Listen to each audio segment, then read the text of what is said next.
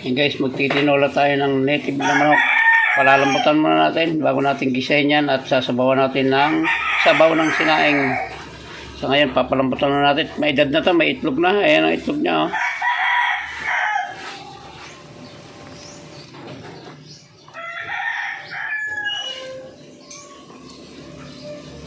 Ayan guys, may 3 oras na siguro nakasalang ito. Matanda na yung manok. Gigisa na natin.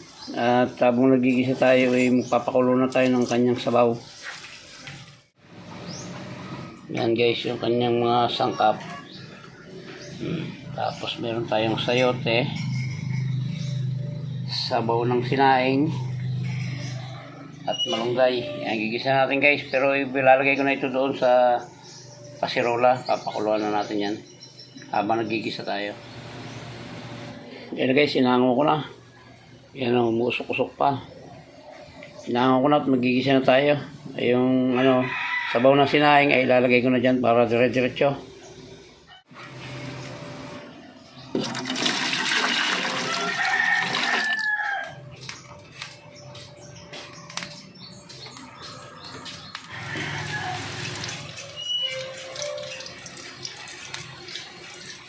Madilim guys, against the light. Lahin natin yung luya. Huwag natin yung bawang at sibuyas dyan. Ayan guys, nalagay ko na yung bawang at sibuyas. Pinagsabay ko na. Lalagay natin yung manok.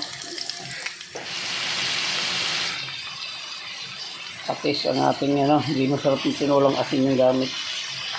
Dagdag na lang, pandagdag na lang ng asin. Pero yung titimpla talaga dyan ay patis. So lalagyan natin ito guys ng mga bitchin at saka ginisimix saka paminta against the light. Tapos natin gisa ito guys, tayo lalagyan natin ito sa pinakulo ko sa kaserola. Sasabayin natin yung sayote.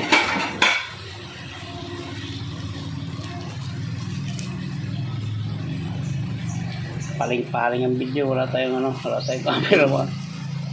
Tinulang native na manok to guys, yung niluluto ko. Medyo madilim eh. Kaya ito yung makasama pang itlog niya.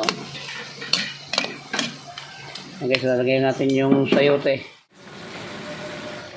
Yan po yung kanyang sayote. Tatakpan natin saglit para lumambot ng konti at saka maka-absorb siya ng lasa ng mga sangkap bago natin ibuhos doon sa tubig na kumukulo.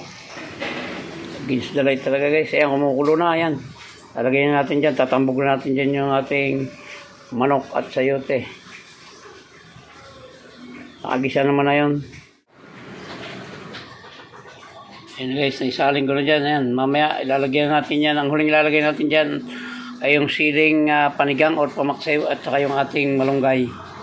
Ayan, tatakpan na natin guys para medyo lumambot na agad yung sayote. Ayan guys, lalagay natin yung ating malunggay at sili. Pagsabayin na natin. At kaunting oras na lang yun.